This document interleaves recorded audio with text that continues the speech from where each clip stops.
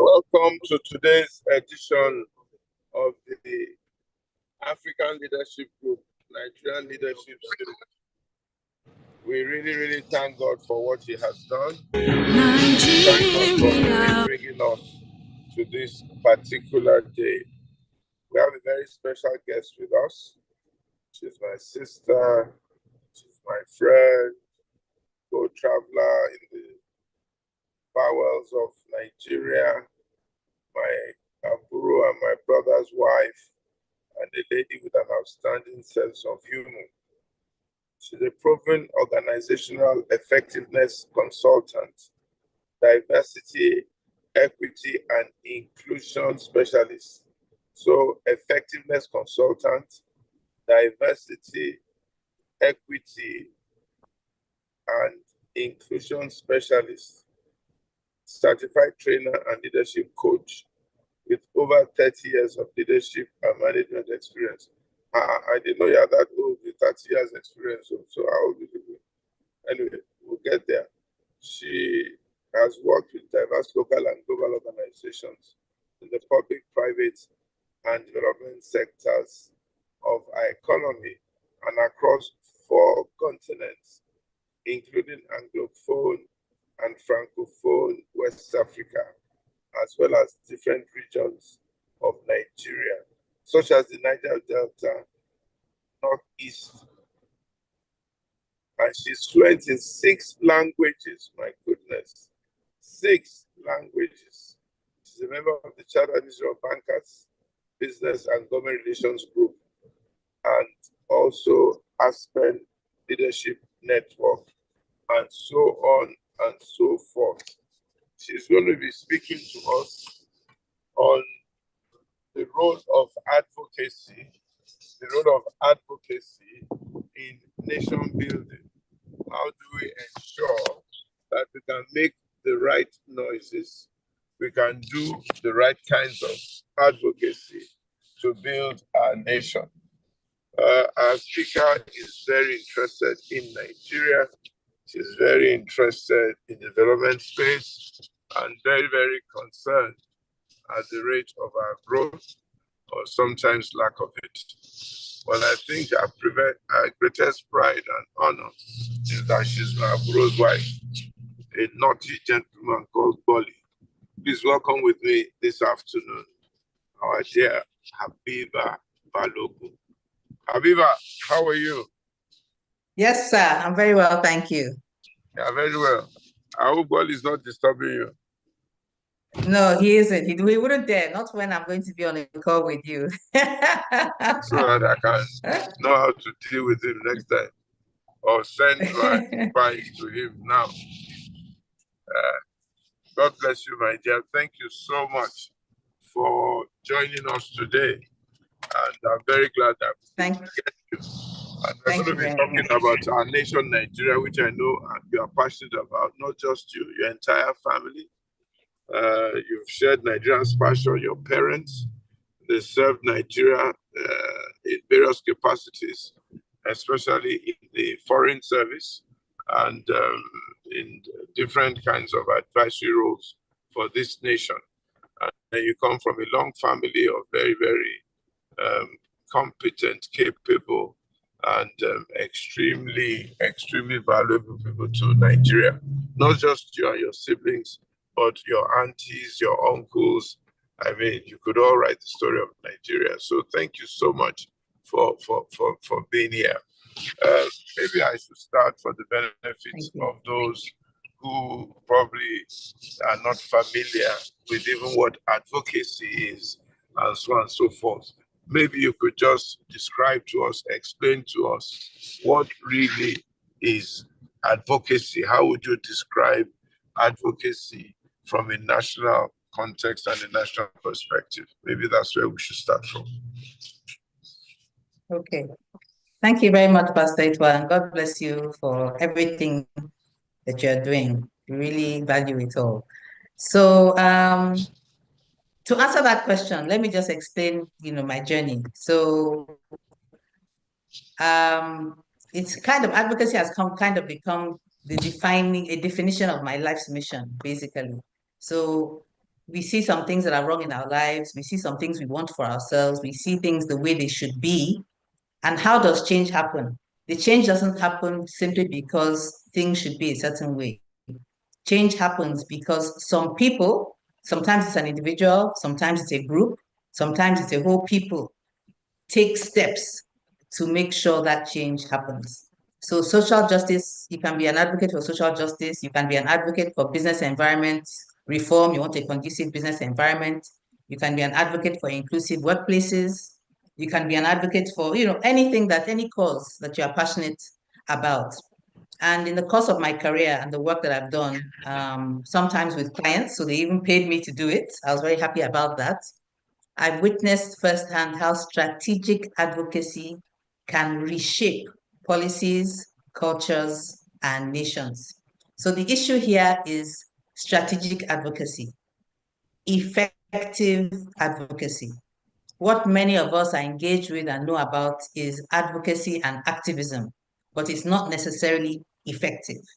And that is where my journey has deviated from many other people because I worked for a project called Enable Nigeria, and it was about enabling a business, a good business environment in Nigeria.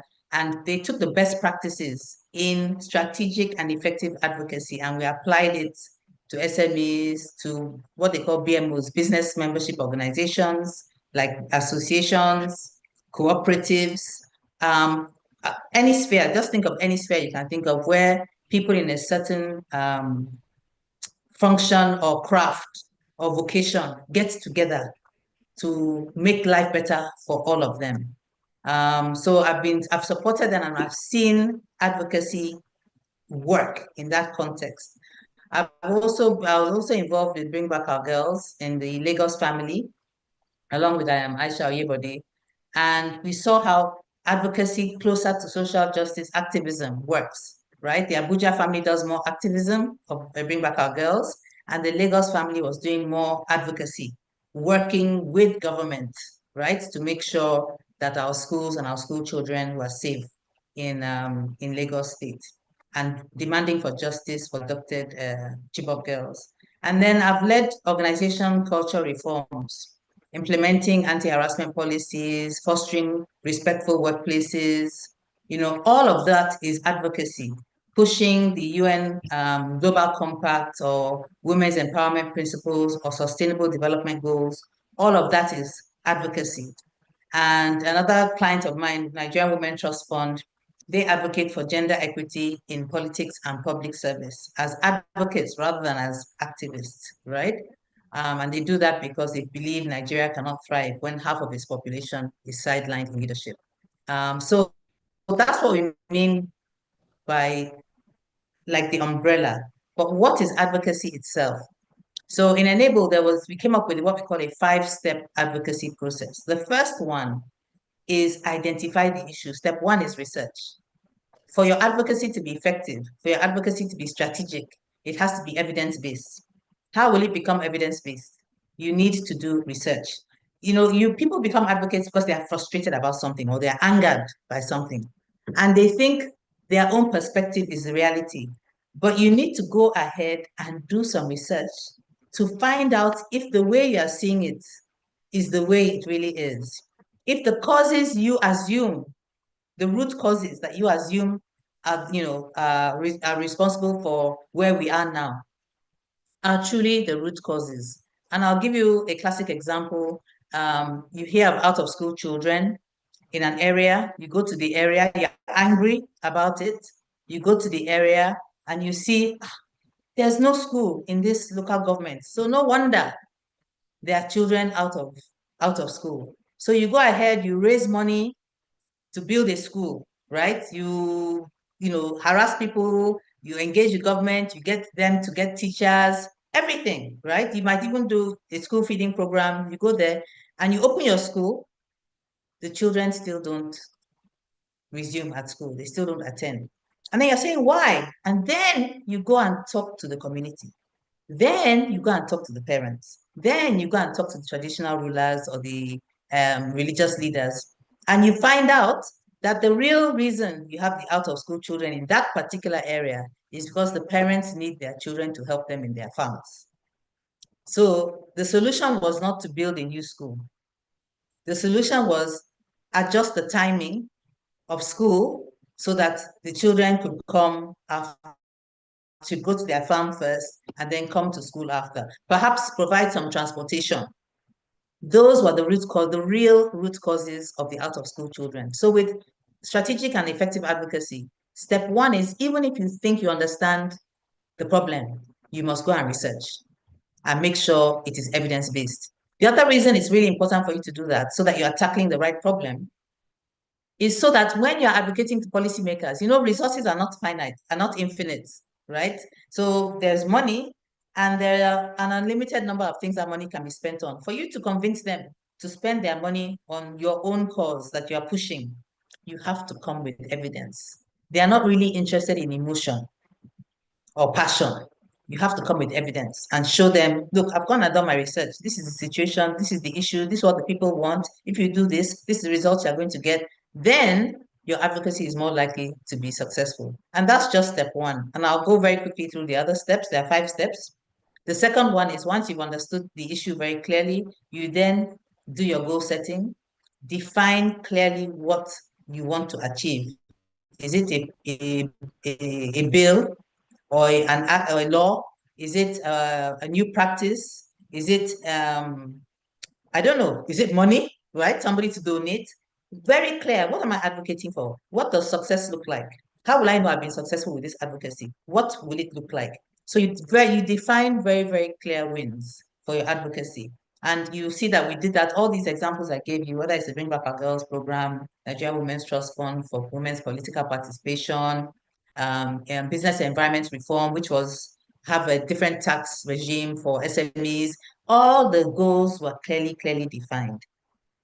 And then once you clearly define your goals, then you now do your stakeholder mobilization. And it starts with identifying the stakeholders. Who are the stakeholders who can block you? Who are the stakeholders that if you don't have them on your side as your champions, you cannot succeed? And who are the other stakeholders that need to be consulted, the beneficiaries of this, your advocacy, because they have to have their own agency. They know, even you want to help poor people might want to choose what food they would rather eat, rather than you just giving them whatever you like, right? So you do your stakeholder mobilization, and that starts with identifying them. How should I engage them? Should I have meetings? Should I have presentation? Do we do hearing? So many different forms, right? Do I do one-on-one appeal? And then you start advocating. So advocating is step 4 out of a 5-step process. When you start actually advocating, that is step 4. There are 3 steps you must have completed first. And then some people get to that step 4, they advocate, their message is compelling. They carry everybody along. Okay. Yes, this is important. Yes, we must do this. You get the decision makers, the ministers, the legislators, all of them. You get them on board, and they say, yes, we're going to do it. And then you say, thank God, we have succeeded. They said yes. And you go away 1 year later, 2 years later, 2 years later, 10 years later, nothing has happened. Because the 5th step of the 5-step advocacy process is almost the most important one, which is the follow-up step. You have to monitor, you have to adapt, you have to track, you have to assist them. That yes, how to convert a verbal yes or an approved in principle notation on your document, how to convert that into real action, policy change, fund disbursement. There are several steps in there. Sometimes you may need to assist them, but really you need to follow up to make sure that process is being followed through. So that when we talk about advocacy, that is the process that we're talking about. I hope my answer wasn't too long. Not too long. Very, very explanatory, very understandable. Okay. To mention something, and just want to ask for those of us who don't understand, what's the difference between advocacy and activism? You mentioned activism along the line there. Yeah. So activism What's the difference is, between advocacy and yeah. So advocacy is effecting change through engaging with decision makers and policymakers. You have concept notes, whatever it is that they need. You provide the evidence that they need.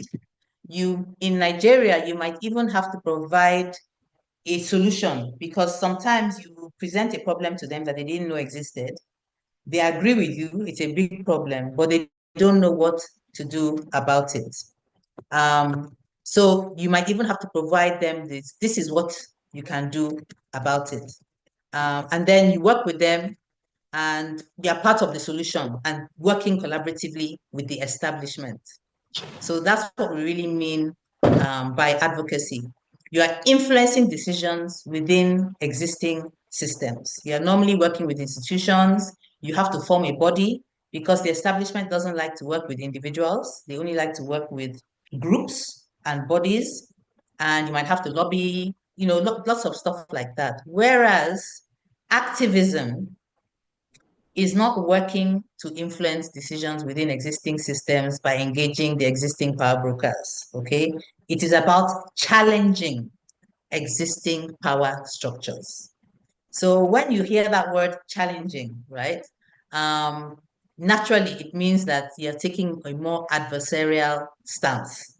So you're not talking about working collaboratively with these decision makers, with these policy makers, with these power brokers. No. Okay, you're putting yourself almost in opposition to them. You're challenging their existing power structure because what? You want to bring about social and political change. You are not trying to introduce new policies and practices within the existing system. No, you're talking about changing the existing system. And activism can also involve, and yeah, activism involves protests. It involves demonstrations. It involves boycotts. It involves being disruptive, blocking roads, blocking toll gates, holding placards, marching, chanting, right? Raising public awareness from a place of anger, frustration, passionate, um, what's the word? Passionate conviction, okay? You're raising awareness, you're mobilizing support to challenge existing power structures. So with activism, there is a loser, okay? Unless they very, very, very quickly identify that, hey, this thing is becoming bigger than us. Let's bring them to the table and create a more collaborative process and convert these activists into active advocates who are ready to work with them. It involves creating pressure. Activists, what I like to say is that activists light a fire under, let me say the feet. Let me use the feet as the body part, okay?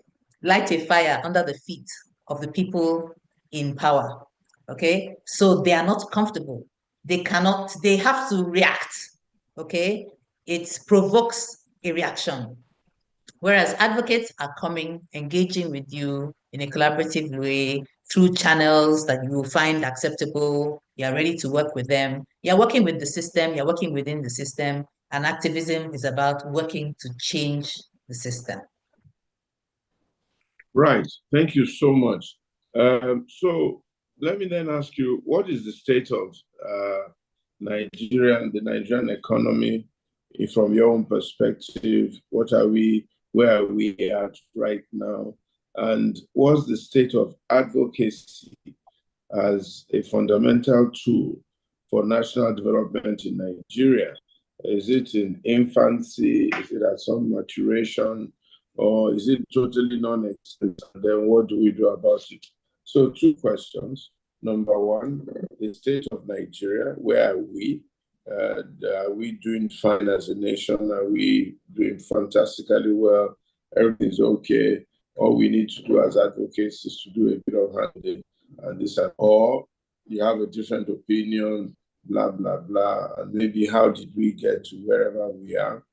And then the advocacy sphere or space in Nigeria, at what level is it? And how effective has it been in contributing to national development? Ah, that's a really, really tough question because I'm trying to be careful here. I started working in advocacy, I think it was 2010. So I've been working with advocacy for a long time.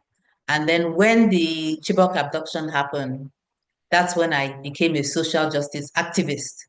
But because I was doing it from Lagos rather than from Abuja, which is the seat of power, right?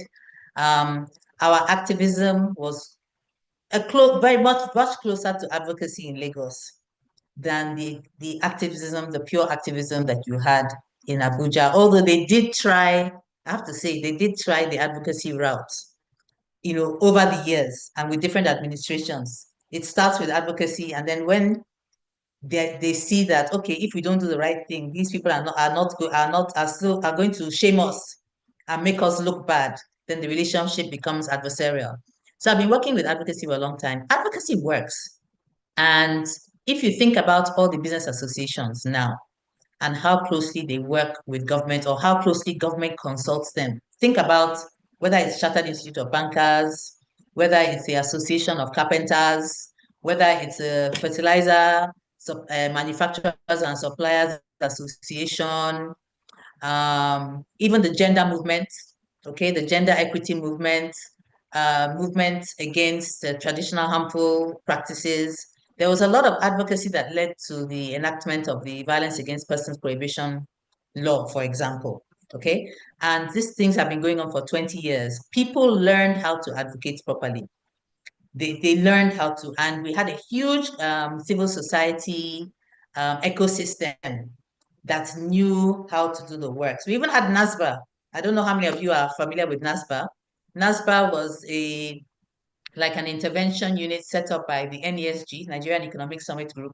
It was embedded in the National Assembly, working with the legislators, helping them, supporting them to create legislative drafts, draft bills, push bills through the system. All of that is advocacy. So at one point, we were doing very, very well.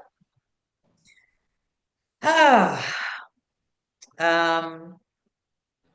recently, and I'm not talking about Natasha and everything that's been happening at the National Assembly. I'm not even all that is in the too recent past.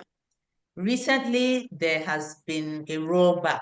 That's my own impression that government agencies, and with advocacy, you have people dealing with government agencies from local government level.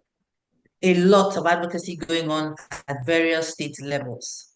And then, of course, at the federal level for some laws, and then going back to the state level to domesticate the laws, and local level to make sure that at the police stations and in the schools and in the health centers, all those policies are being played out.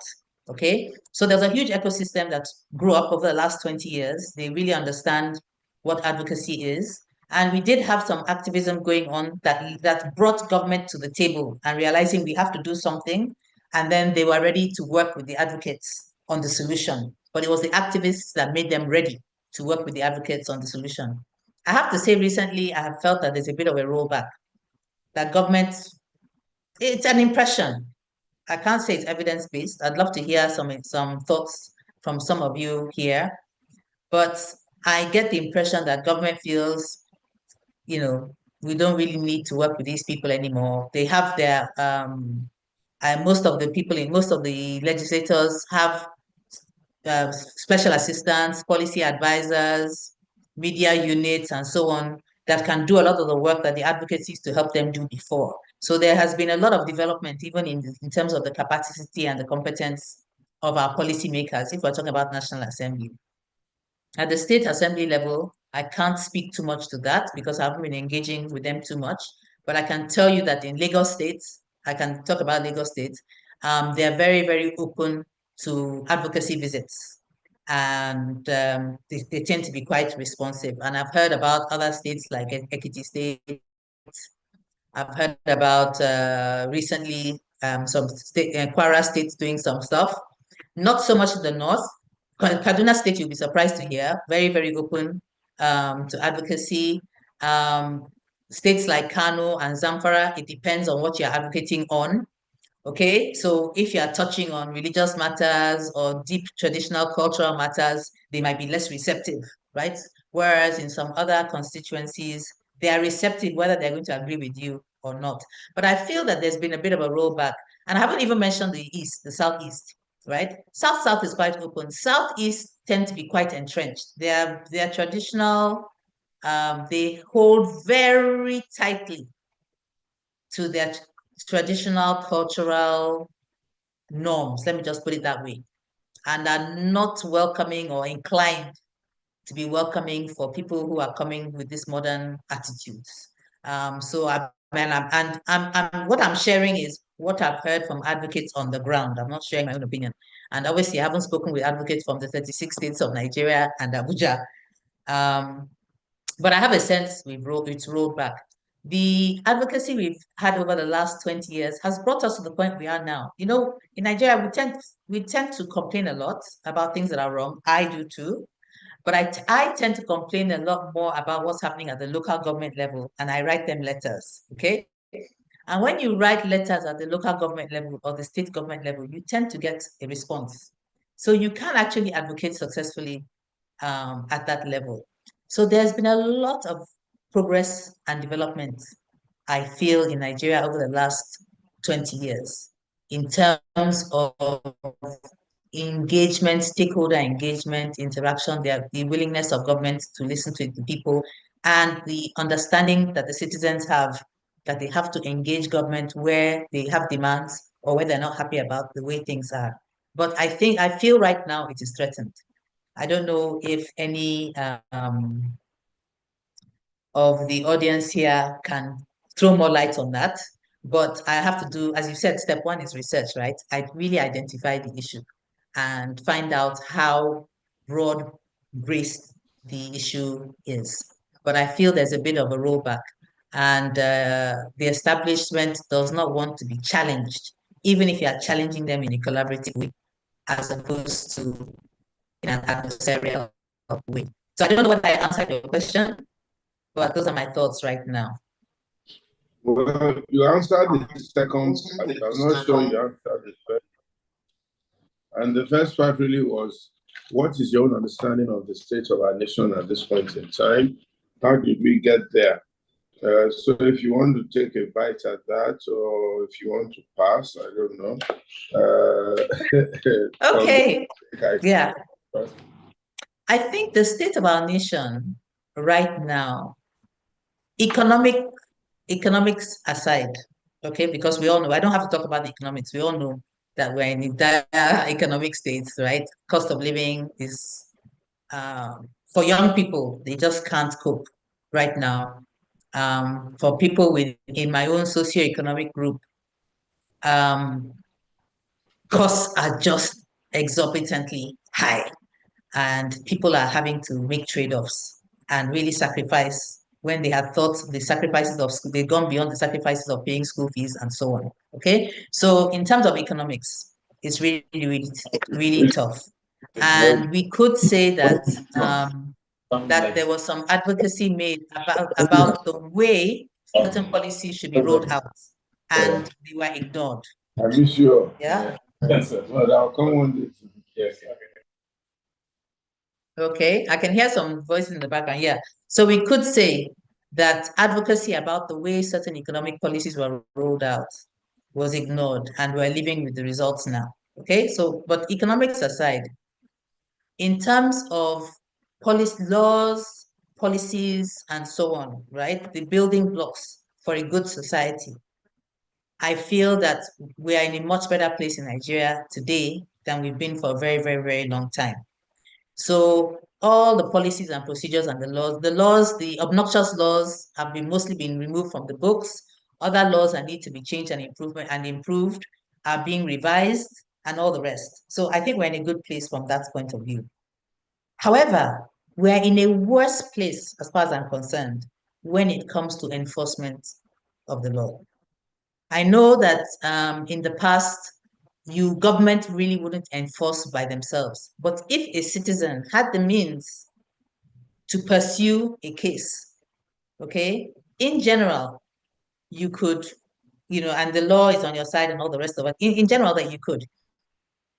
Policies, institutional policies in organizations, in ministries, and so on. People adhered to those policies.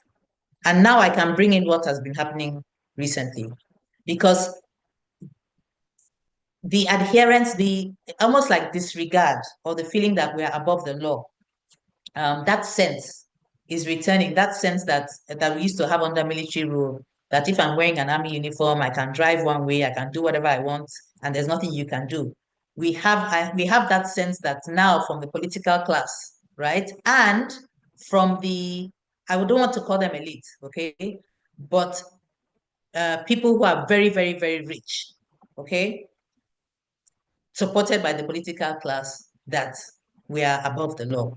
And that you as a citizen, whether you're a poor person, okay, which means your situation is already dire, or if you're somebody of means, have no more recourse to them, because the ability to implement, the ability to enforce is being flouted. And in that respect, I think we're in a very dangerous place in Nigeria right now. Because if people feel there's no recourse, what do you expect them to do? Not all of us can japa, right? Most of us don't have no desire to go anywhere. Okay, we love our country. Our country provides a good standard of living. Our social construct is very nurturing and empathetic. Yeah, life can be hard. But it can also be very, very sweet. We love Nigeria, right? So we're not going anywhere. But before, there you could say that, look, if you are a troublesome person, if you have the backing, if you have the means yourself, or you have somebody, you have the money, you can employ a lawyer, or you can do this, or if you have access to the media and you can shame somebody and you can demonstrate and show proof that a policy or a practice or a law or a regulation has been flouted, the system will check itself. That part, the system will check itself. I don't think I don't think it's working right now. So I think we're in a very dangerous place. The foundation that we've been struggling and advocating and fighting to build all these years, all these are activists, right? To build the laws that we needed to have in place. They are all in place now. So there has been progress. And you look around Nigeria and you can see development. You can see governors come in, local government chairpersons come in, and they realize that they can't just come, eat all the money and go. They have to have evidence on the ground that they are working. Okay, those days of not doing anything are gone. So there's been a lot of progress. But now we're getting to the point where that class do not feel they're accountable to anyone and that are ready to tell us to our face that they're not accountable to anyone. So what do we do then? Because in the past, the judiciary, if you had the money to pay for a lawyer and to pursue your case, was the last bastion. Today, that confidence is not there. So Nigerians lost confidence in government, had no confidence in government solving their problem for a long time. But they felt that, well, at least the courts are there. West, west, west, last, last, last. They will help. And then the other traditional institutions, our traditional leaders, our religious leaders, that were also the informal recourse, right?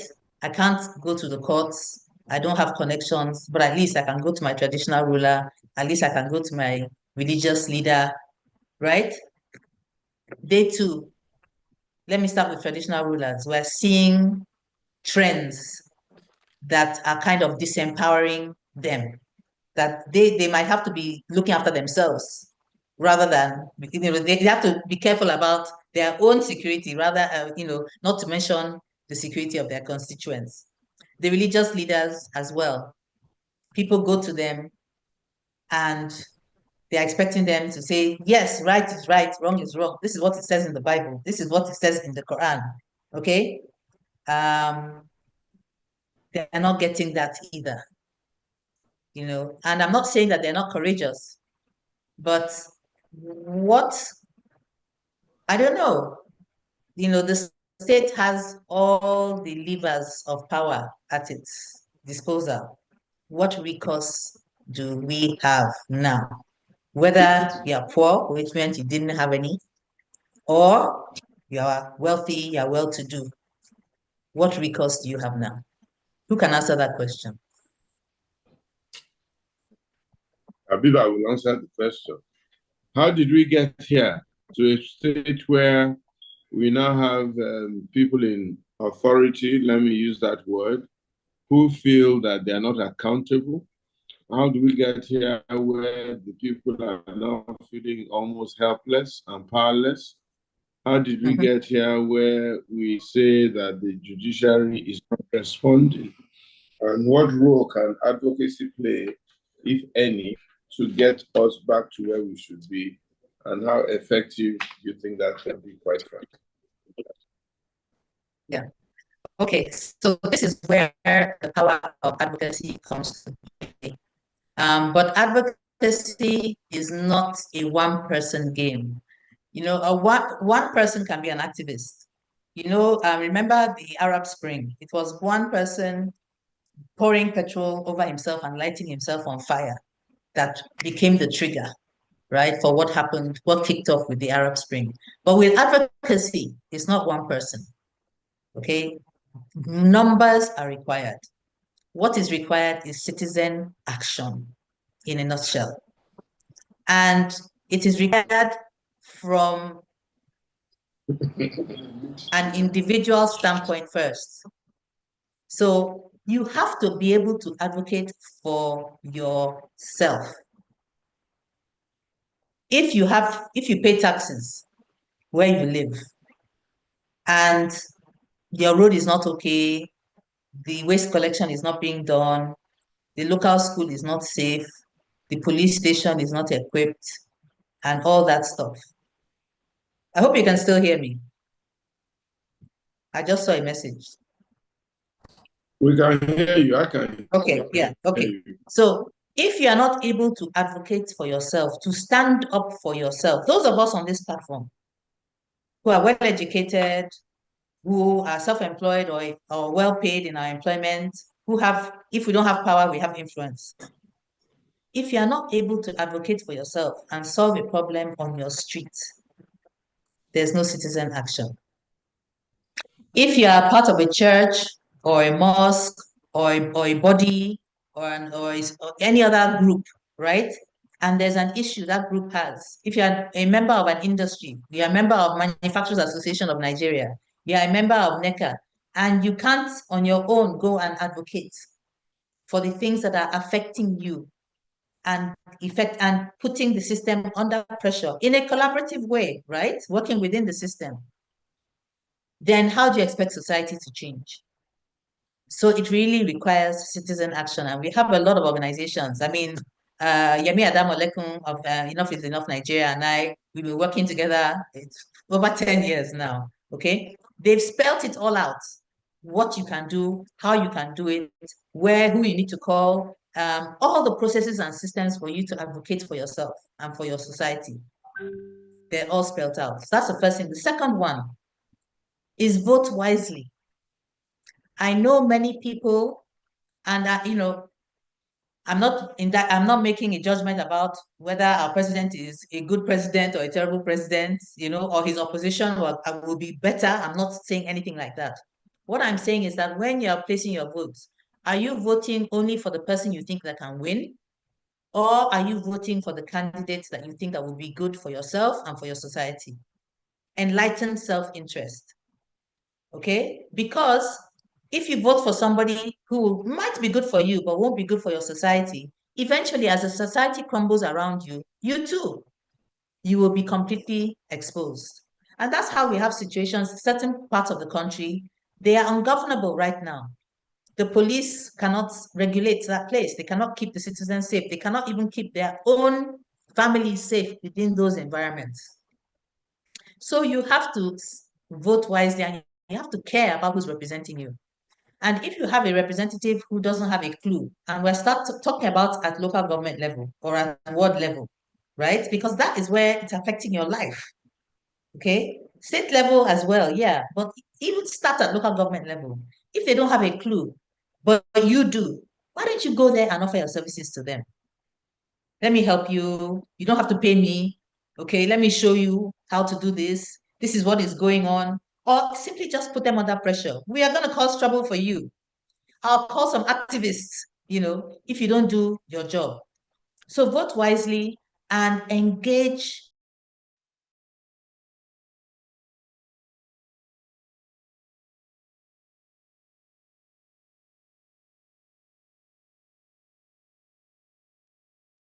We can't hear you again. I think we lost her. Maybe she's disconnected. Sonia, are you there?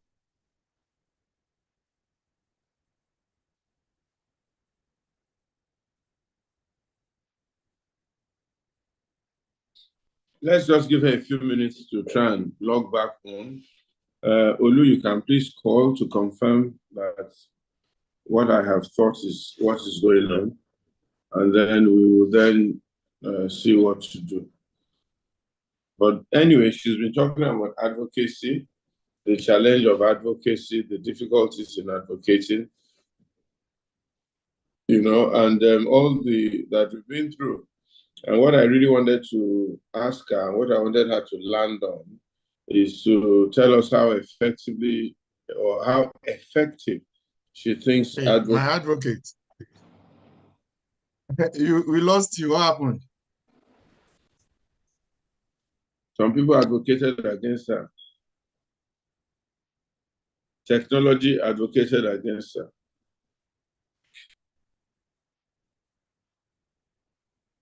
So, yeah, and as to why we're having all these challenges in Nigeria and how people are now feeling a little bit hemmed in and not being able to raise their voices and speak and contribute, and why the situation now seems a little more tense in Nigeria, that most of our people do not want to be advocated against or want to encourage advocacy, as it were.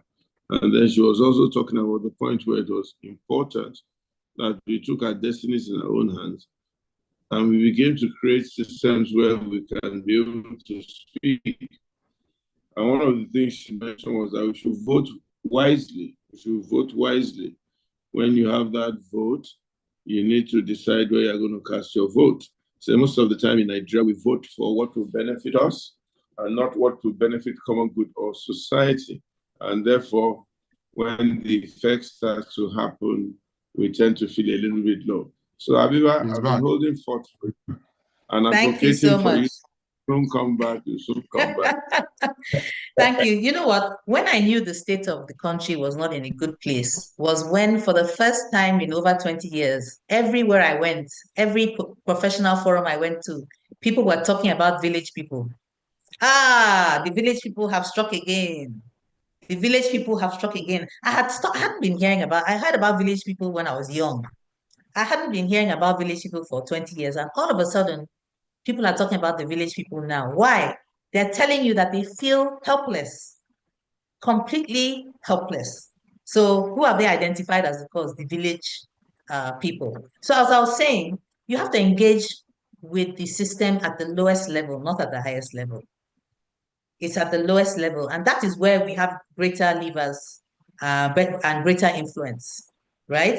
There are bodies that the bodies that we're part of, the movements we're part of, the associations we're part of, they can engage with the governance structure at the highest level. But as individuals, we have to be engaging with the governance structure at the lowest level.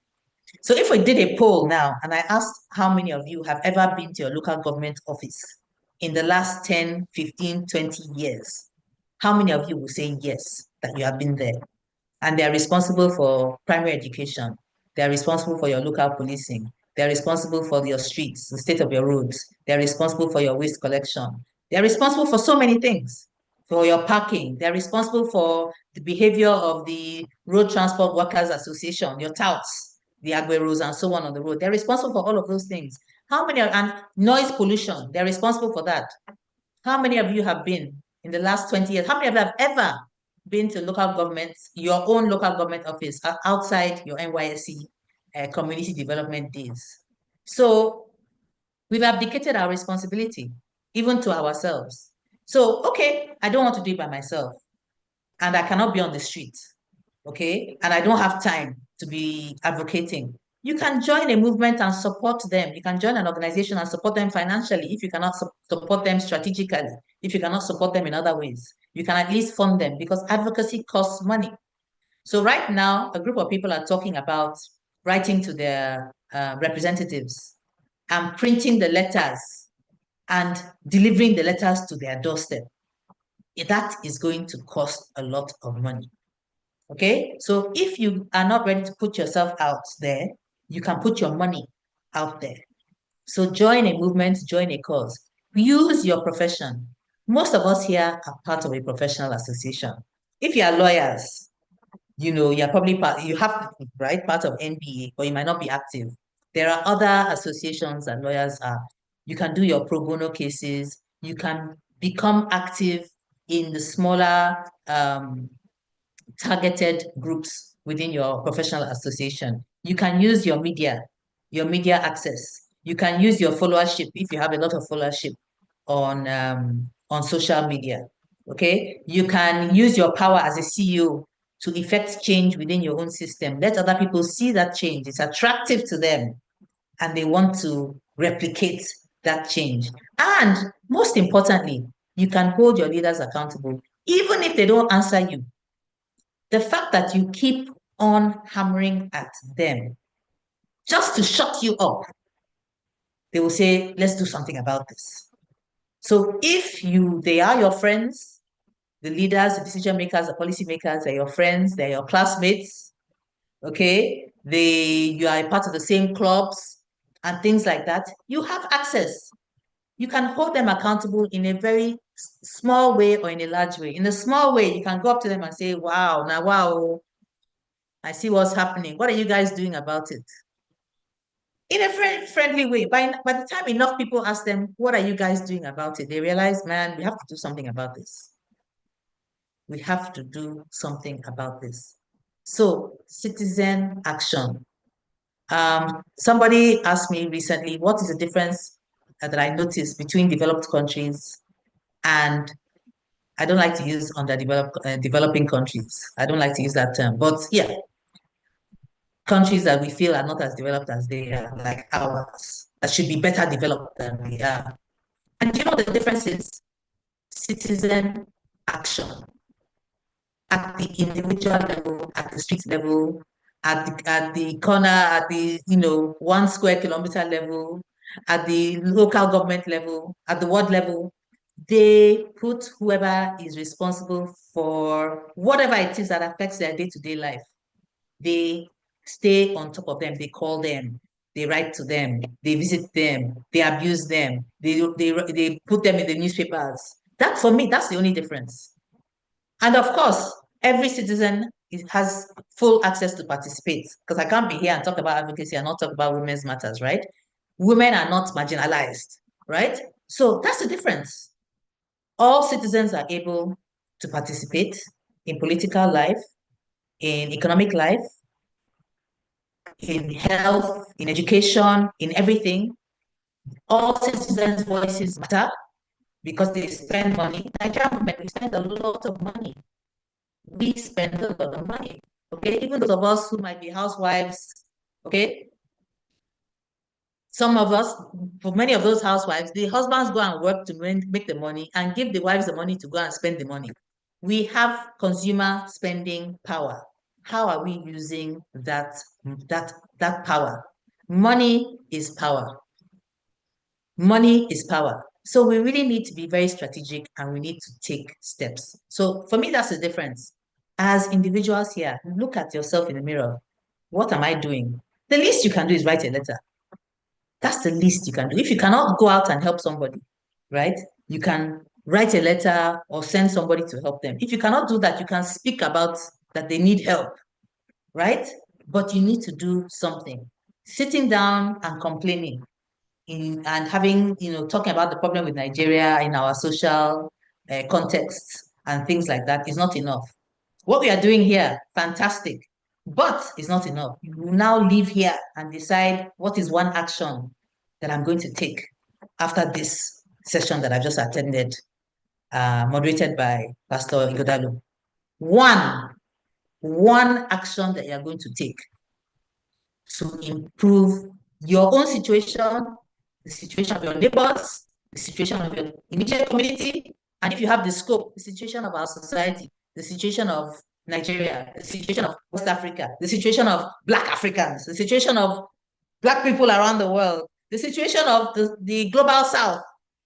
What is one thing that I can do? Just one. And when you've completed that one, what is the next one thing that I can do? And I'd like each of you to commit to doing just one thing. If you can't do something, use your brain, suggest a strategy, share an idea. If you can't do that, bring the need to somebody's attention, but do something. Don't do, I'm complaining, our country has so many problems. What are we going to do about it? We discuss what we're going to do about it, and then you're waiting for somebody else to do it. We are the somebody else. You are the somebody else. You have to do it.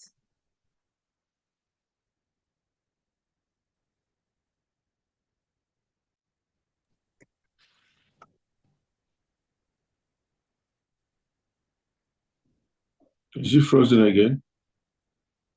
I'm here. Can you hear me? Yeah. I thought your picture is frozen. So I thought maybe you were frozen. Right. It's the village people. Mm-hmm. The village people. From Kogi. Dear. Good. Right. Let me open the floor. Some people may have some questions they want to ask, and some people need a bit more clarification on the role of advocacy in Nigeria and how we can get the government going. But is government really, what action? Yeah, is government really responding, and has advocacy really been effective in Nigeria? Habiba, that's my last question to you. And I'm going to throw the floor open to those who want to ask questions. Please, if you want to ask questions, you can lift up your hand electronically and let us know that you want to ask questions. Yes, my sister, Mr. Ransom Kuti. I hope you can still hear me. Yeah, we can hear you now. Okay, great. Okay. So, did you hear the question that yes, I did. Yes, I did. I feel government is responding. There is a lot of access to government for advocates, for anybody who wants to advocate to them about a problem, a social problem, or an economic problem, or a business problem that needs to be resolved. Even your pothole on your road, if you go to your local government to complain about it, they are ready to listen. They are ready to do something about it. So some local governments will tell you, go ahead and do it. Some local governments will tell you, we will use our direct labor to do it. Just give us some money and we'll get it done. And some of them will say, give us the money and we'll get it done, and nothing happens, right?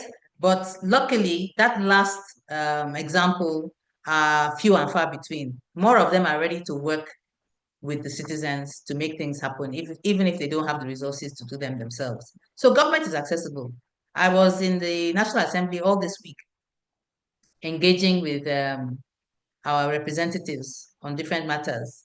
And you call them, you make the appointment, they respond, you go in, people are cordial, and you have a conversation with them, and they are very happy that they've been engaged. Very few of them get engaged by their constituents. They are only engaged by lobbyists and people pushing, normally self-interest. So they would welcome your representative in the National Assembly, in the House of Reps, your senator. They would welcome you, writing to them, sending them a message. Their phone numbers are accessible online, and saying, I want to see you about so and so. So they are accessible. That's not the issue. They are relatively responsive. The issue is when we feel that there's a conflict between social good and their own political objectives. I think the social good is losing out. So we need to do more about that. But we are in a good place in terms of access and responsiveness. I think in general we are. But we really need to make sure that they hold themselves they cannot hold themselves above the law. We need to make sure that happens. Okay. Can I please ask Jumoke to help us with the Q&A? And I'd like Auntie Yemisi Ransom Kuti to ask her first question, please. Just very quickly, straight to the point.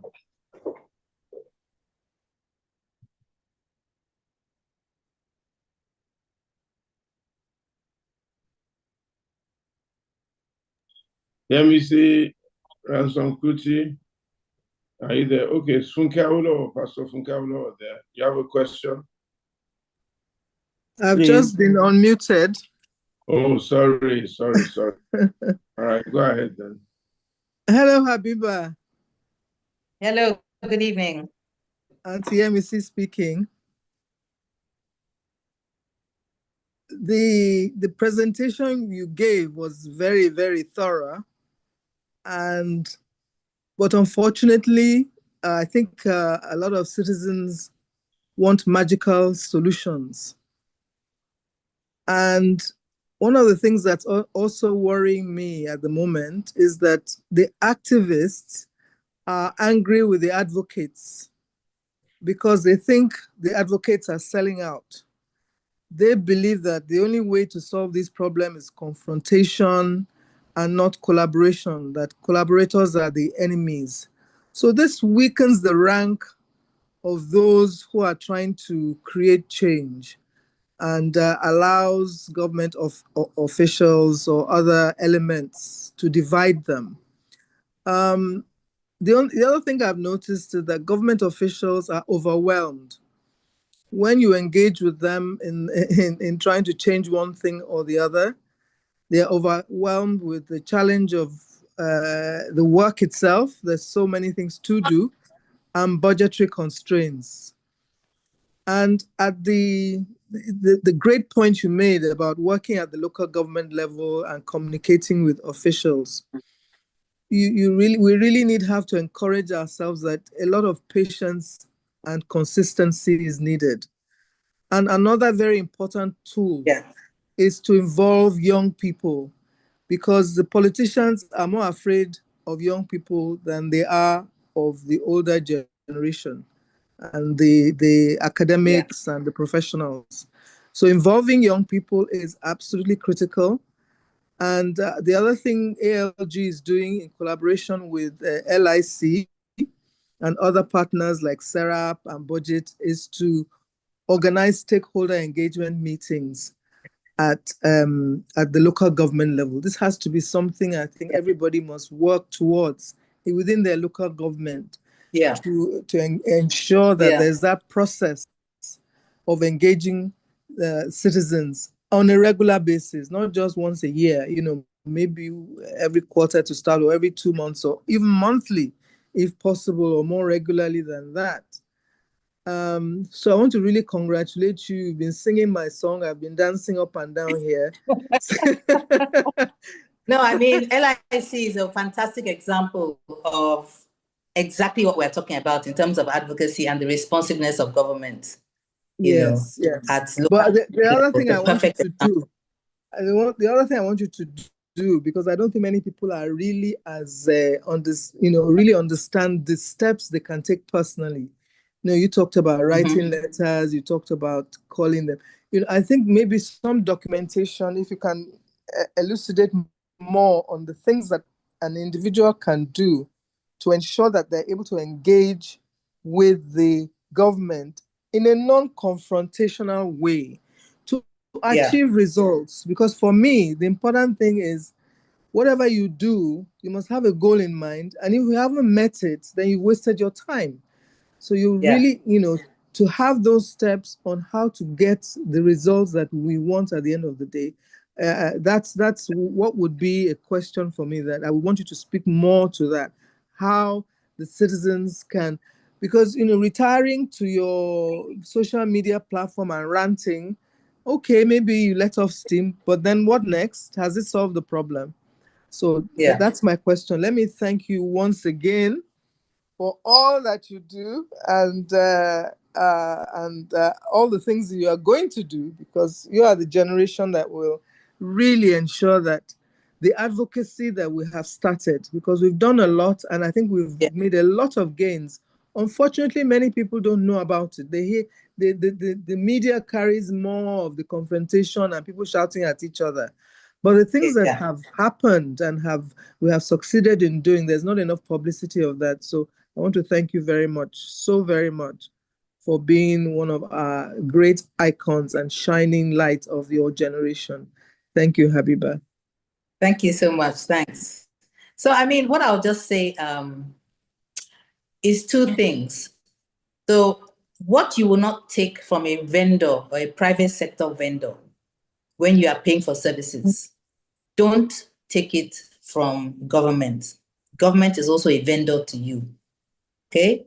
You might not be paying your taxes now, but maybe your parents or other community members have paid in the past, and other people coming down below are paying too, right? They might not have enough time to tackle government. You might have enough time.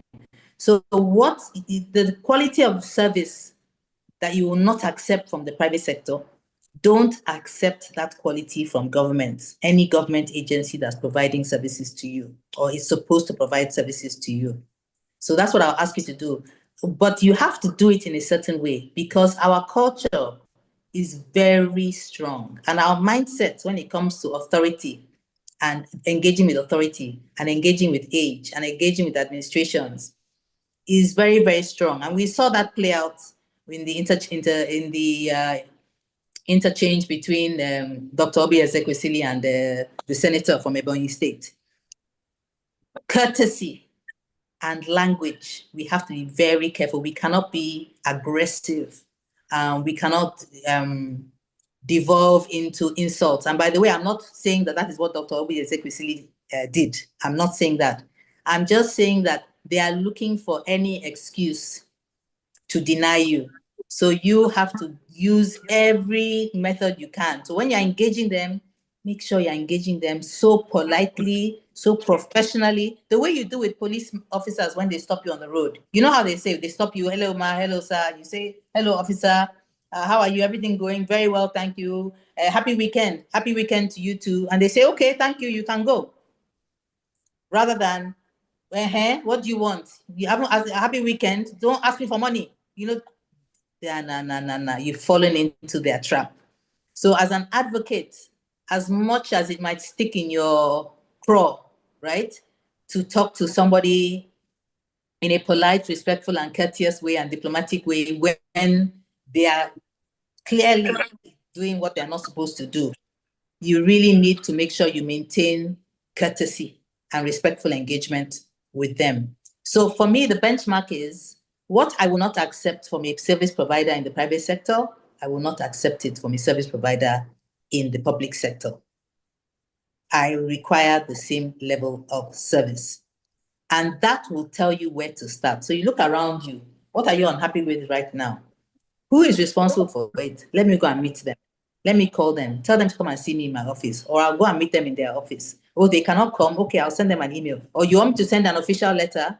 Civil servants don't like official letters with the acknowledgement receipt, because that is evidence in the system that somebody else in the system can use against them. So if you get to the point of writing letters, you are going to see results. Okay, but many of us are not letter writers. There are CSOs in your area that will write the letter for you. Find them. Okay, visit Triple NGO, the Nigerian network of NGOs. They will tell you which NGOs are in your area doing what. Okay, and you can do it. And there are many community groups, because I can see a message, this is advocacy for elites. No, the community groups are really good at doing advocacy because they can't survive on their own. So they are always part of a body. They are always part of the Market Women's Association. They are part of the youth group. They are part of this, they are part of that. And they move as one. It's simply that sometimes they don't even have the confidence to feel they can go and engage, because who am I? We don't have that problem, right? We have that confidence to engage, and we can support the CSOs that are supporting them if we want to see it spread. Anything else? we have another question from Pastor Funke Awolowo. All right. Good evening, and thank you very much. I've always wondered, that word advocacy, what does it really mean? And while you were speaking, I actually Googled and looked at it, and it says person who publicly supports or recommends a particular cause or policy. It goes on to say person who puts a case, over certain issues and all that. And I'm asking the question, it's leading me to this question.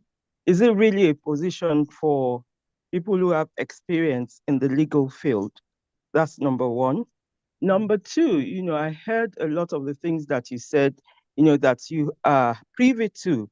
And I want to let you know that the public do not know these things. And I'm wondering, because the local government is almost hidden. You said we should go in search of them, but most of the things, like you said, you're right. Most of these things, they're there for the public purview, but most people don't know. Most people don't know. And I'm wondering why the separation, why they're not really penetrating, the society at large, so to speak. Thirdly, I'm going to talk about the police, the people that you spoke about, NEPA. Was it during Christmas? Some guys beat up the NEPA man in this area. And of course, they cut off the light and all that. But, it's been settled now. But I noticed that violent reaction got a response from NEPA. So yes, you advocacy people, you're doing a lot of research. You're trying to understand the two sides of the, argument and all that of, the society and the people that work. But you see, there's so much bureaucracy that it's almost impossible. I don't know what you guys are doing to really support the military, the police, and all these people, because, remember during Jonathan's time, we found out that they were, like I mentioned, highly impoverished. Yeah. They were paid well, and these are people that we give, we want them to maintain law and order. And so, you see that they have a long history of compromise based on this. What are you guys doing, to really resolve this matter? Thank you very much, Habiba. Wow. I think I'll answer the last question first. So, all of us are busy with our lives, and everybody chooses their own cause. This is the one I'm going to face. I'm going to face this charity, or I'm going to face this fight, or I'm going to face this profession, or I'm going to face politics. So everybody chooses what they're going to. Specializes, yeah. Okay. There are some advocates for the police, but not many, but there are who work with them. Clean Foundation is one of them, and there are others. I know Kemi Okonyede is doing a lot of work in that area. But many others are advocating for other causes where the police is being used as a tool of oppression, right? So they are not, being supportive. The police, they're in a hard place. They're in a very, very tough place, right? Supposed to safeguard the citizen and supposed to protect the establishment order. Let me just put it that way.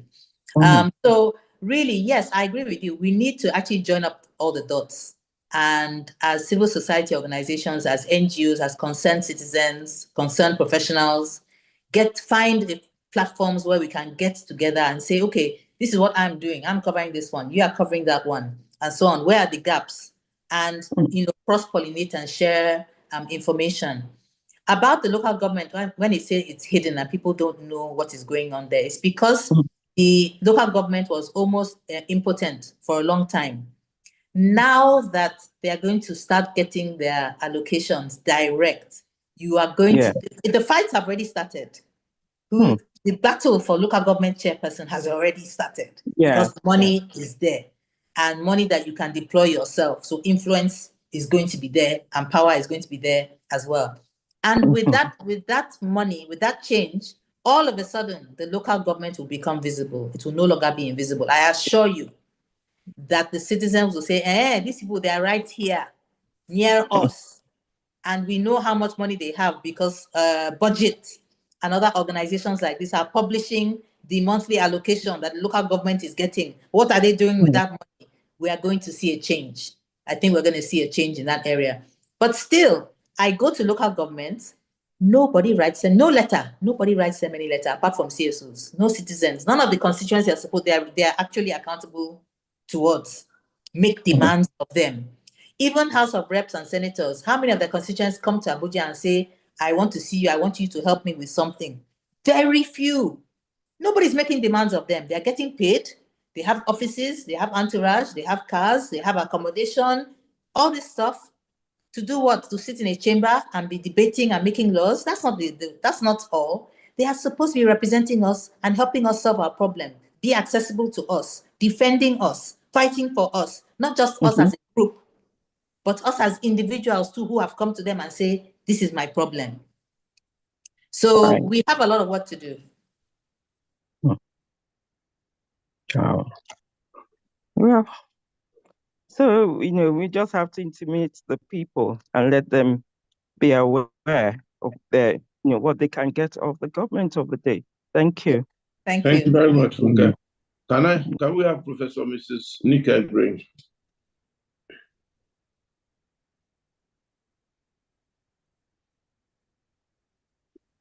Well, thank you. Thank you very much. Right, I've just unmuted. Thank you very much, Habiba. It's very great to learn from you that there is hope, because local governments are now trying to respond to the needs and requests of people. Yeah. I think it's an up and down issue. When I was, well, I'm now in diaspora, but when I was resident in Nigeria, I was in Apapa local government. And, somehow there were regular town hall meetings. Yeah. I don't know who started it or, how it started, but I remember attending 2 of the town hall meetings.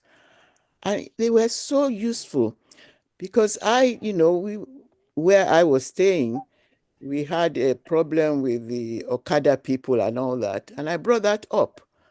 And somehow, they tried to address it. So what happened with these regular attempts to respond to people's requests? That's number one. That's the regular one. Then, all of a sudden, you now have sudden interventions like palliatives. Yes. And people are sort of dying for palliatives and things like that. ALG tried to, we did a research to find that, giving palliatives like that was not the right method. But, with all the writing by Jumoke and, somehow they did not listen to us, that, you needed to set up businesses or whatever. Yes. Not just giving people money. So how do you, I think follow-up is our problem. Yeah. Follow-up, That last step of the advocacy process. yes, that last step has been our major problem. And I'm not sure how we are going to tackle that without a consistent group in the local government with whom we are talking and advocating and all that. So we need to have that regular pathway. Yes. And then they can now give us a feedback. We don't usually get feedbacks, even though we have approached and talked to them. To get a feedback is a problem. So thank you very much. Yes, she's absolutely right, actually. What happened was you would have town halls when you have educated people as your local government chairs. You will have town halls for a long time, sometimes, and there's dignity in labor, so please don't take this the wrong way. But at some points, you have vulcanizers as your local government chairpersons, just somebody, right? More and more, we're getting people who are educated as our local government chairs, and they know all the statutes and everything are there, that they're supposed to be having town hall sessions, engaging their constituents, and sharing their plans, publishing their budgets. We're starting to see that sort of stuff happening now. As the quality of our local government chairs improves, we're starting to see those kinds of things happening more and more. So I think you need to watch that space. We're going to see a lot more. And hopefully we're more engaged. Please, when a town hall session is being held, wear your jeans, wear your t-shirts, take off your watch and your ring and everything, go and attend that town hall meeting, and engage. It's really, really, really important. Otherwise, you will not be represented. You'll be shocked when some street trading is set up on your street, because the people who attended the town hall said that is what they need and that is what they want. Meanwhile, you want something else. So what you want also needs to be represented. Your voice also needs to be heard. Okay, thank you very much. Thank We you. need to move on because we are going on the hour, and I'd like us to stop on about 6:30. Please, whatever question or comment you have, go straight to the point. I'll take the next three: Steve Ogidam, Helen Essien, and Ethan. One after the other, like that. Ethan, maybe you can go first, since you're already unmuted, and then Steve will come after you, and then Essien. Ask your question straight to the point, and then we'll take it from there. Thank you. Thank you. Thank you, Pastor Itwa. It's a kind of a follow-on to what Yemisi had asked earlier, Yemisi Ransom Kuti, about, you talked a lot about advocacy and everybody should do something. Yeah. So I would say that the group we have here are somewhat an elite type of group. Yes. The advocacy that is required is really a grassroots type of advocacy. But one thing we know about the advocacy, about the grassroots people, is that they are keyed into social media. What she mentioned, and you didn't address it directly at that time, was that, do you have a document, okay? A document that lists the way people can do something? Because people have to be taught how to advocate. Yes. People have to be taught how to do these things. Is there something that you can prepare which can be easily shared? You know how rumors and things go viral on social media. Something that we can reach, that we can have, and we can share with other people that teaches us how to advocate. All these different things you have covered, but this should now be something that is available to all citizens through social media, which is the easiest and cheapest method for transmitting this information, so that we can then use it, read it, understand how to write a letter, understand who to go, understand where to go. You use a lot of buzzwords, which are in your bubble, but a lot of people don't have any idea what ESG means. They don't know that there's an economic summit group. They don't know what a CSO is. They have no idea what those things are. Yeah. So the grassroots people, we need to reach them. And this document, at least most of them can read who use social media. And this document, I think, will greatly help which can be shared widely. And then people can start using that to advocate for themselves. Thank you. Okay, thank you. Yes, there are some guides and documents that exist, but point taken, I'll have a look at them, see how inclusive they are, and work with the people who put them together to circulate them. And we'll make sure we circulate them through ALG as well. But I have to say, there are a lot of people who are not on social media, or are on social media for other things, not for, social activism and all the rest. So we have to make sure that we are active online, but you have to be active on the ground as well, in terms of how you want to circulate information and knowledge. And one thing I will say is that in the news, this recall process that occurred for Natasha, it was in the news that the recall process had been initiated for Natasha Akpoti-Addo, the senator from Kogi Central. And INEC responded saying, this is the process for recall, right?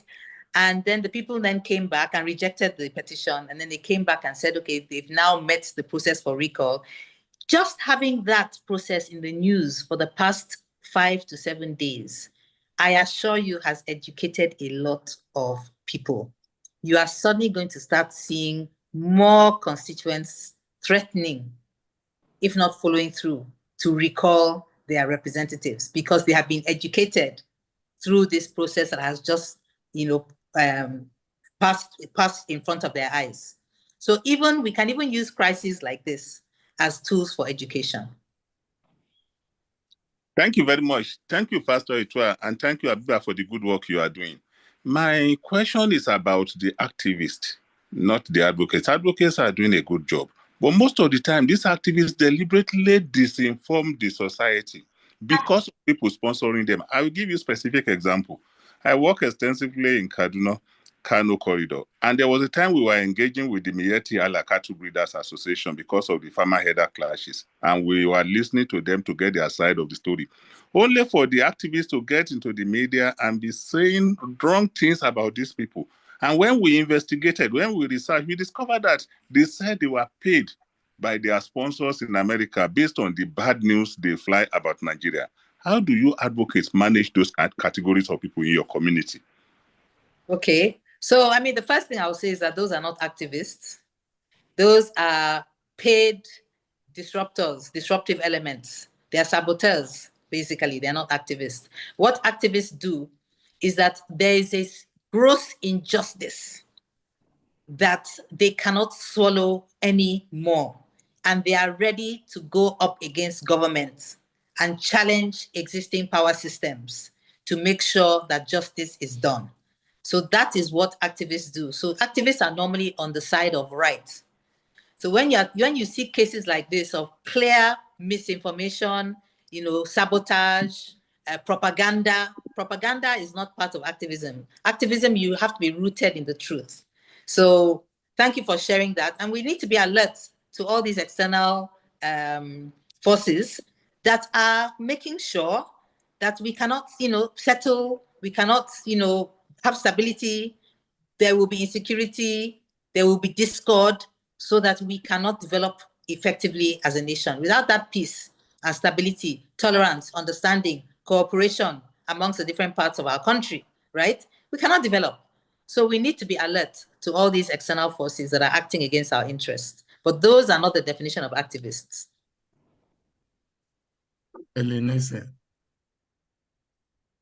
Good evening, everyone. Good evening, Miss Balogun. It's very nice to have you here this evening. So, I lead a group, a church group, called Men of Issachar, because we like because of strength, but because of the strategy, divine strategy that they got from God. So we have this group, and what we do is to deal with issues, topical issues that are plaguing, the society. So we had started, this thing, and we started off with inviting people to come and give talks. We actually held a town hall meeting with the Surulere local government chairman. He was very elated to come that day. He came, a lot of people came from around the area. My church is located around Lawanson, Olufemi area.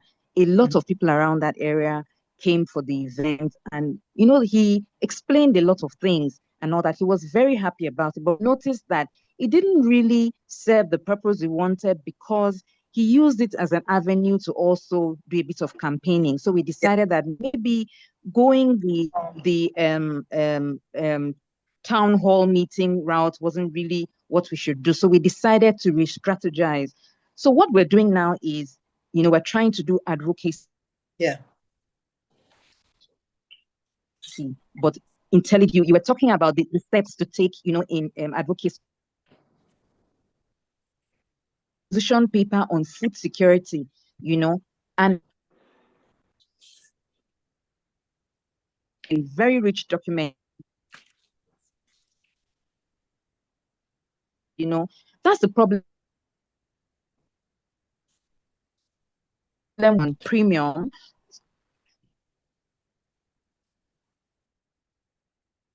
So that we can, how should I say, we can spread of what we're talking about, about food security, but we don't think that's the of the matter. We still feel we need to be able to get in touch with the people who are involved, who can change, like I said, the narrative, the senators, the commissioners for agriculture, the people in charge of agriculture, GMO, people, stakeholders and all that, but we don't know how to go about it. So we're stuck at the moment about what to do with these documents that we have taken the pains, to come up with. I think that having listened to you, we would invite you to speak to us, the group. But what do you think we can do next? How can we reach out to people? Having done all this work, how do we send this information out there so that other people can benefit from the effort we've put into this project? Thank you. Okay, hi. So thanks so much for doing all of this work, especially when it comes to food security. I think you did steps 1 to 4 of the advocacy process, of the 5-step advocacy process. And as you could see, he responded and he was very happy to be there. Honestly speaking, if you had gotten what you wanted, I hope your goals, what you wanted, were very, very, very clearly spelled out. If you had gotten what you wanted from him, that it was within his power and influence to deliver to you, there's no problem with him using your town hall meeting to campaign, right? Because we want people who can take action and deliver results and be responsive to their constituency to be in positions of authority and responsibility. So I think it's a case of the outcomes you wanted, the goals you wanted, you should have some that he, as local government chair, can deliver, can take action for, is within his purview, within his scope of influence. Even if he can't do it himself, he can go to the state government and say, look, this is what I need for my constituency. If the state government doesn't listen to him, he can go to his federal rep or his federal senate and say, look, people in our constituency have come, they held a town hall, this is what I need your help to do that. Okay, so that final step, which is the follow-up, the monitoring, making sure that all this effort you put in results in, and it comes out with a result, with an outcome, is really, really critical. And then when you say you want to engage with other stakeholders, you need to be very, very precise about what you want them to do and check whether they have the power and the influence to do it. Some of the stakeholders you want to engage, people identify, are people who are interested in that but don't have the power to make the change. So they're speaking to the converted, basically. So yeah, I'll be very happy to come and engage with you, have a look at what you've done, and advise you on how to make sure you take it to its logical conclusion and you have results to report. Because I can tell you, when you have successful advocacy results, people are more ready, the higher level stakeholders are more ready to engage with you. Success breeds many fathers and mothers, right? So I hope that answers your question. Thank you very much. Professor Gunjimi. Thank you very much. Thank you very much. I'm really happy. My contribution is on the advocacy on the issue of out of school children. Yeah. If you look at this set of people, you find that most of them are the tools that are used either constructive destructive or non-constructive destructive. From where I am, I'm a professor of information security at Phoenix University, Nasarawa State. Yeah. And find out that most of these children, because they're out of schools, they are tools to be used, quote unquote, by the destructive elements in our society. And these children, I think we need an advocacy to see. Because I know when I was growing up in the 70s and the 80s, we have people like Wole, town council, local government officials who goes around, pick children, keep them in the juvenile houses and train them. Most of them are given a trade, and their parents are asked to come and sign the bond. Where parents does not show off, those students are used as government tools or government laborers to work in constructions and environments. So I'm looking at an advocacy that can we, as leaders now, of tomorrow, because we're all leaders now, haven't gone through the idolated age of the 70s and the 80s and 90s, we're in the 20th centuries, and haven't been part of these noble cause. And I want to applaud you as a talk and the group that I think we need to do an advocacy of how to bring out all these children and use them, reconstruct them, and see how do we do that. That's my contribution and questions, and I want to see us shed a light on them. Thank you for having me. Yeah. So, I mean, this out of school children is actually an epidemic. When it was first reported, it was 10 million out of school children. It's now 18 million and climbing. There are a lot of initiatives going on to tackle this issue. There's a lot of research. It's not as straightforward. There are many different pathways to becoming an out of school child. You know, some of it can be as simple as your parents cannot afford the money. If you're a girl and you're on your period, you're on your menstrual period, they cannot afford the money for pads. So please stay at home. You know, some of it is your parents have been lured into thinking that you are in school somewhere else, and meanwhile you have been trafficked for street trading and so on. Street trading trafficking is huge. A lot of people are trafficked out of their state to go and do street trading in Lagos. You will not know that. And they are sleeping under bridges and things like that. They are victims of trafficking. So there are many pathways to becoming an out-of-school child. And there's a lot of work that's been done up there. So what I would suggest is key into what is going on. I know Mariam always had a program called the ARC-P program as well, which was also designed to deal with the out-of-school children at the state and local government level. So there are many programs already going on. Key into them, there isn't any one reason or any one solution. There are several. And lend your support to it, lend your funding or your fundraising ability to it, and I think there's a new ES for UBEC right now as well, who has a World Bank background and who is very, very, very passionate about this particular issue and is coming up. So this is one of the stakeholders you can engage and say, what are your plans? What are you doing? How can I support you in rolling it out in my own local government, in my own state, rather than trying to reinvent the wheel? So there's a lot going on. A big thing about this advocacy too is that you need to find out what already exists on the ground. So you're not duplicating efforts, duplicating funding when there are so many areas, so many people who really need help. So I hope I answered your question, and thank you for raising this very important crisis that we have in our country. Thank you very much. Afolabi Ajidan, your question. Good evening. Habiba, good evening, my sister. Longest time. Good evening. My question is very simple. You bring back our girls.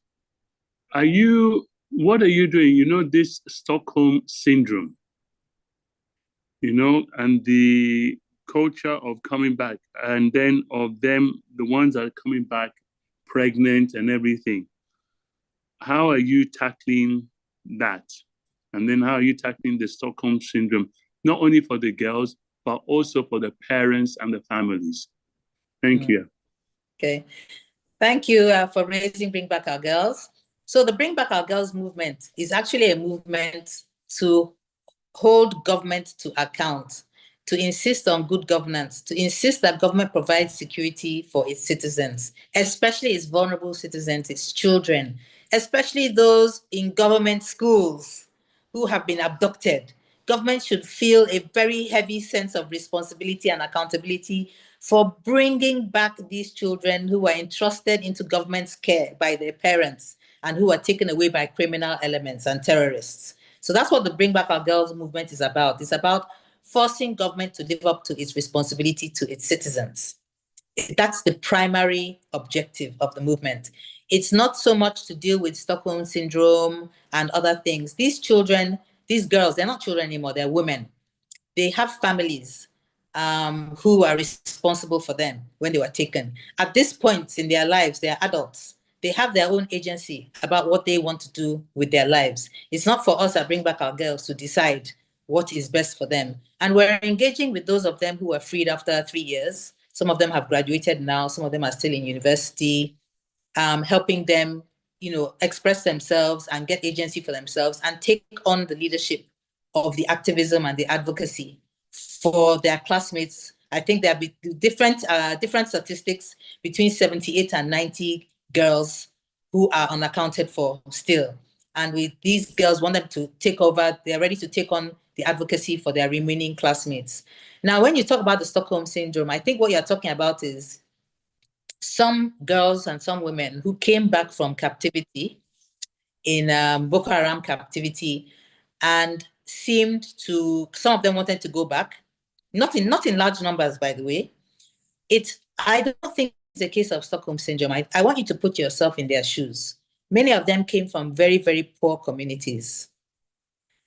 And some of them who were married off to commanders against their will, and who are raped, and who are born, had children, okay, given birth to children of rape, right? The standard of living, some of them are living there And don't think about Sambisa Forest as a bush. There are towns in Sambisa Forest with everything a town has, okay, and all the social structures. Some of them are living a better standard of living that they were living, that they had their home community. And some of them, when they came back, when they were rescued and they came back to what? No shelter. Their homes are still not secure. No food security. No provision for education. And and they're part of families. So it's not about singling them out and looking after me. How about my family? How about my community? Am I better off free than I was in captivity? I seem to be suffering more here because I'm on my own. If I'm an IDP camp and I'm being preyed on by elements within the IDP camp because we are all vulnerable here. There are no walls and so on. So it's a very, very, very, very complex situation. I also want you to consider that if you have been in captivity for 3 months, 1 year, 3 years, how would you be feeling? Would you still be hopeful for rescue? Would you have come to terms with your situation and thought, let me make the best of the situation that I'm in? So it's a very complex situation. Our responsibility is to make sure government is accountable and meets its responsibility to those its citizens who have been kidnapped on a daily basis or who have been abducted by terrorists and held in captivity for going on 11 years, that you rescue them, you look after them, you give them psychosocial care, you make sure they have a future, you restore their future that was stolen from them in your care. That is our responsibility. They and their families will take on their own, where our responsibility ends and their own starts. They will take it on from there. And our own job is to be empathetic and to support them as they make their journey out of that darkness. Okay, thank you very much.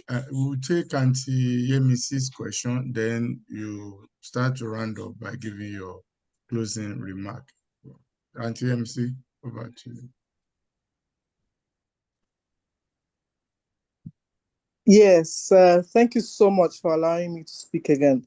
I just wanted to respond to a question that has been posed in the chat, and it was posed in the last section too, the last session we had. Some people seem to think that the Bring Back Our Girls movement is being funded by some foreign agency that is trying to compromise the Nigerian state. I want to disabuse everybody's mind about that. Habiba, myself, Aisha, Oyebode, people like the Yellow Day of Lagos, were those who started the movement. Other people joined us, people like Obi, OBS Ekwesili and others, and they took the activism pathway. But let me reassure everybody, and I'm sure Habiba will also speak to this, that there's no support from any foreign agency, and that the Bring Back Our Girls was a homegrown initiative born out and initiated by women who felt truly traumatized by the experience of these young girls and have been doing everything, engaging with Buhari when he was the president and other agencies to ensure. We were in Abuja with Buhari and Osinbajo some time ago. Yeah. Advocating to ensure that government is accountable for doing its own job. There's no support from any foreign agency. I really want you to disabuse everybody's mind on this platform about that. Yeah. So Bring Back Our Girls does not have a bank account, for example. So we tax ourselves when we have programs, or we ask people to support in kind. So it's not funded by any foreign agency, not at all. Okay, thank you very much, Habiba. Before you round up, please, I want to know what's the update on Leah Shuaibu, or the lady that was abducted by force and was forced to convert to Islam. Also, I want to know if there is the possibility of using advocacy to resolve the Rivers State political problem. So speak to these two, then give us your closing remark, and we'll call it a day. Thank you very much. Yeah, thank you. So yes, all conflicts, especially violent conflicts, are resolved through mediation, and advocacy is a part of it, right? So that is what is going to resolve the situation. We know that is the end game. We don't know why people force us to go through this painful process of people's lives being destroyed, property being destroyed, before they finally come down to the table and negotiate and make peace. They always make peace in the end. So yes, definitely advocacy can be used, but you need advocates that people on both sides trust. That is where, that is, these days in Nigeria, it's hard to find people that everybody feel this is an upstanding person. We can trust this person, doesn't have any hidden agenda. It's very, very difficult, sadly. With Gad's Leah Sharibu, it's a terrible case, terrible case. She's had 2 children in captivity. The advocacy for her release continues. Her parents have had to relocate, but they're still praying for her return. There are other people, 2 aid workers who were also kidnapped. One recently who worked for UNICEF was freed after about 5-6 years, just towards the end of last year. So we haven't forgotten Leah, and we will never forget Leah. Her classmates have not forgotten her. Her parents have certainly not forgotten her. And I'm really glad that the church is taking it up. And really, the religious leaders, whether you're Christian or Muslim, you really need to fight for, these people whose lives have just been destroyed, disrupted, and are living in terrible states, a state that we would not wish on our worst enemy. So please continue to pray for Leah, pray for our remaining Chibok girls who are still out there, pray for everybody who has been kidnapped. Some of us know some of them, even those who have been returned, they're traumatized, right? Pray that our government, we have government leaders, we elect leaders who will have the heart to make things better for all of us and to develop our nation.